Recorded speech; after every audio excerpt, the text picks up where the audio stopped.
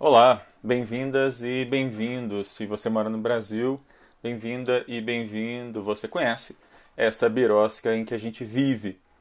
E hoje, excepcionalmente, eu ia fazer um crossover aqui com o Paulo Liotti, só que ele não pode fazer hoje, nós vamos fazer amanhã. Amanhã à tarde, o Paulo Liotti e eu vamos falar sobre alguns detalhes do julgamento que eu quero começar hoje a discussão e amanhã a gente troca aí umas ideias, o Paulo e eu, e mais o Diogo e o Marcelo Catone. Nós quatro escrevemos um artigo, publicamos no Empório do Direito, falando sobre esse julgamento, sobre algumas questões que eu quero tocar aqui hoje. E eu estou bastante feliz de começar o Berosca News hoje. Eu anunciei aí, coloquei no Instagram, em outras plataformas hoje durante o dia, que temos finalmente uma logo própria. Eu queria agradecer ao Alex Vesperata, que fez esse trabalho tão bacana. Espero que todo mundo goste aí. A nossa discussão hoje vai em cima da decisão do STF nos agravos regimentais feitos no habeas corpus 193.726, que envolvem o julgamento do ex-presidente Lula e a questão sobre a incompetência da 13ª Vara Federal de Curitiba, a vara do Moro, em julgar os casos envolvendo o ex-presidente. Mais do que a discussão em si, que já é algo bastante polêmico, já que envolve duas figuras, né, com uma projeção tão grande como o ex-presidente Lula e o próprio Moro, e o próprio ex-juiz, ex-ministro, enfim. A gente tem aqui nessa discussão, nesse caso, uma discussão extremamente importante sobre processo, sobre a questão de o que se espera de um tribunal, o que se espera de uma teoria da decisão judicial dentro de um Estado democrático de direito. É por aí que eu quero tratar esse caso, não tanto falar sobre o mérito do caso, mas sobre uma questão extremamente fundamental para qualquer pessoa, não só da área do direito, mas para qualquer pessoa que algum dia estiver envolvida aí em questões de processo, que é a previsibilidade de uma decisão, a previsibilidade de um procedimento, assim como a ideia de que você deve saber exatamente quem vai julgar seu caso e todas as nuances, todos os caminhos que esse processo vai tomar, o que não aconteceu nesse caso. É um pouco sobre isso que eu quero falar hoje. Birosca News é esse quadro que eu faço todas as terças e sextas-feiras para falar de questões envolvendo direito e para falar de coisas meio estranhas que eventualmente acontecem dentro do mundo do direito. Esse conteúdo fica disponível depois no Instagram, no youtube.com/c/Alexandre Bahia, no podcast do Birosca News, no Deezer, Spotify e também no canal do Birosca News lá no Telegram. Para acessar todos esses conteúdos e os links para essas plataformas, basta ver o link na bio do meu Instagram, instagram.com/alebahia_. Pois bem, o STF, então, em duas sessões plenárias essa semana, apreciou os agravos regimentais nesse habeas corpus 193.726. O que existe de excepcional nesse caso, para além do fato de envolver um ex-presidente da República, um ex-juiz que esteve nos holofotes aí por causa da sua luta contra a corrupção, como se fosse papel do judiciário ficar lutando contra alguma coisa, e também, logo depois, ex-ministro do principal adversário do réu que ele mesmo julgou. É o fato de que esse caso, a questão da incompetência da vara de Curitiba, já tinha sido decidida por liminar do relator, do ministro Fachin, lá na turma, em uma das turmas, na turma que o Fachin faz parte. E aí o ministro Fachin, então, decide afetar esse caso ao plenário. E aqui a gente tem a primeira questão desse caso. Não é comum que habeas corpus sejam tirados, afetados da turma para o plenário. Aliás, não é comum, inclusive, que esses habeas corpus sejam julgados mesmo pelo plenário, né, da turma. Mas, enfim, a liminar, né, que a liminar tem esse tipo de afetação. quando essa questão foi levada para o STF, a primeira decisão que o Pleno do STF teve que dar é sobre se esse tipo de afetação poderia ser feito pelo ministro Fachin sem qualquer forma de fundamentação. Simplesmente o relator tira o caso da turma e manda para o plenário.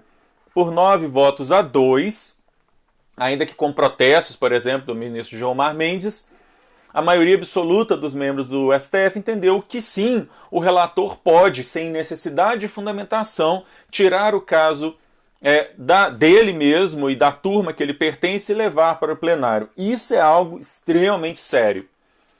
E sério por 2 razões. Primeiro, essa ideia de que ele pode fazer isso sem fundamentação, o que me parece violar um princípio básico da Constituição que diz que todas as decisões judiciais têm que ser fundamentadas. Que tipo de segurança jurídica é essa em que um relator resolve elevar o caso para o plenário, outro não, e não há necessidade de fundamentação? Se a gente olhar o regimento interno do STF, nos artigos 6º, 21 e 22 do regimento interno do STF, a gente vai perceber que a coisa não é bem assim. Que mais do que o próprio regimento interno, que a própria Constituição, ao estabelecer que toda decisão tem que ser fundamentada, que esses artigos do regimento interno que foram recepcionados pela Constituição com força de lei, têm que ser interpretados de maneira a não permitir esse tipo de discricionariedade, porque o que fica parecendo é que o julgamento pela própria turma, que o relator deixa com a própria turma, ou levar para o plenário, é uma questão estratégica, é uma questão de vamos ver que resultado que dá, e o processo não pode ser assim. Como eu disse no início, né, existe uma coisa chamada juiz natural, existe uma coisa chamada devido processo legal, e a gente tem que ter certeza, a gente tem que ter previsibilidade ao ajuizar uma ação ou a participar de uma ação, de para onde esse caso vai, que caminhos esse caso vai tomar ao longo do processo. A ideia de um procedimento, de um devido processo legal, mínima que a gente espera no Estado de Direito, nem falo de Estado democrático de direito, mas de Estado de Direito, é que você saiba de antemão que caminhos esse caso vai tomar, e não é o que aconteceu aqui. Por causa de um segundo elemento que piora ainda essa situação, que é que o mesmo ministro Fachin, neste mesmo caso, ele tomou pelo menos 4 decisões diferentes a respeito dessa questão ao longo da tramitação desses habeas corpus e dos seus respectivos recursos ligados a esse habeas corpus, que foi afetar e desafetar essa questão, seja o julgamento da turma, seja o julgamento do plenário, mais de uma vez. Mais de uma vez foi decidido nesse processo pelo relator que o caso deveria ser julgado só por ele, ou depois ele entendia que deveria ser julgado pela turma, ou depois ele entendia que deveria ser julgado pelo plenário, ou não, só por ele de novo. Essas idas e vindas, neste mesmo caso, no mesmo caso, são inadmissíveis. É inadmissível que o mesmo caso possa ter essas idas e vindas. Significa que não existe regularidade, significa que não existe previsibilidade em algo tão banal como o habeas corpus. A gente não está falando aqui de nenhuma ação muito complexa, a gente não está falando aqui de alguma ação muito exótica, a gente está falando de habeas corpus, uma ação tecnicamente simples. E não é possível que o STF não tenha um procedimento que determine, de maneira fundamentada, com uma argumentação jurídica, se o caso pode ou não pode ser julgado isoladamente pelo relator, ou pela turma, ou pelo plenário. Não é possível que a coisa possa ser levada de um lugar para outro, aparentemente ao sabor de vamos ver o que dá, vamos ver o que esse julgamento, se for feito pelo plenário, talvez tenha um resultado X, se for julgado pela turma, talvez tenha um resultado Y. Eu vi que o Diogo está aqui presente, que é um dos autores desse texto, que vai mostrar, o Diogo vai levantar essa questão de maneira brilhante no texto, como que essas idas e vindas violam um princípio básico, que é o da previsibilidade, que é o da segurança jurídica. Essa ideia de que isso pode ser feito sem fundamentação, sinceramente, é algo que não entra na cabeça. O que parece é que existe um uso estratégico do regimento para além da Constituição e para além do Código de Processo Penal, no caso, que permite que o processo suba e desça, vá para um lado, vá para outro, ao sabor, sabe-se lá do quê, porque, eu digo sabe-se lá por quê, porque não existem razões jurídicas, não foi dada uma fundamentação de por que o processo vai para um lado ou o processo vai para o outro. Isso é algo absolutamente inadmissível. Pois bem, no final das contas, o plenário do STF se manifesta sobre o mérito, sobre a questão da incompetência da vara e confirma a liminar que o próprio Fachin havia dado. O que é bastante curioso, já que se não há dúvida sobre qual é a jurisprudência do tribunal, qual é o entendimento do tribunal a respeito daquela matéria, o Fachin não tinha por que mandar essa questão para o plenário. Só deve haver afetação plenário quando a jurisprudência não está consolidada. É por isso, inclusive, que se permite uma decisão liminar dada por somente um dos membros da turma, porque ele apenas vai confirmar aquilo que a jurisprudência sempre já entende. E foi o que, afinal de contas, aconteceu. 8-3, dos três votos contrários, um do ministro Fux, outro do ministro Marco Aurélio e outro do ministro Nunes Marques, eu chamo a atenção para um trecho do voto do ministro Marco Aurélio, em que ele diz que ele vota contra a questão da incompetência, porque ele diz que dar pela incompetência seria gerar um risco de abalo à imagem do Poder Judiciário. Aí eu cito o Marco Aurélio. Se os processos voltam a estaca zero, a perplexidade da população passa a ser enorme. O judiciário não tem que decidir de acordo com aquilo que a população ou que a opinião pública vai pensar. E esse é outro problema. Ainda bem que esse é um voto minoritário, ainda bem que esse é um voto vencido.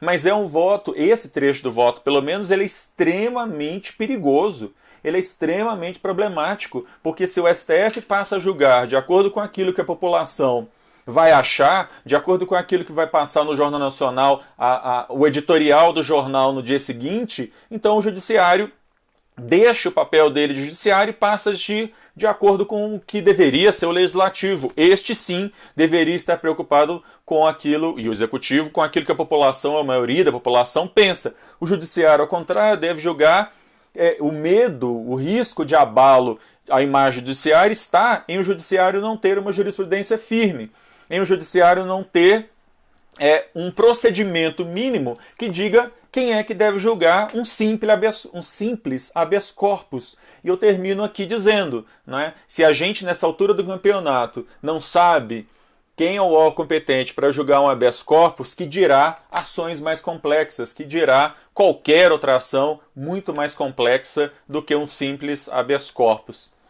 Pois bem, é isso. A gente termina a semana sem saber, afinal de contas, como é que se julga habeas corpus pelo Supremo Tribunal Federal. O órgão de cúpula do Poder Judiciário, o guardião da Constituição, não sabe dizer pra gente, afinal de contas, qual é o procedimento de se julgar um habeas corpus. Isso é algo muito sério e sobre o qual processualistas de toda a ordem, juristas de toda a ordem, terão que se debruçar para a gente poder sair desse tipo de grande questão, de hard case, que é quem é competente para julgar um habeas corpus.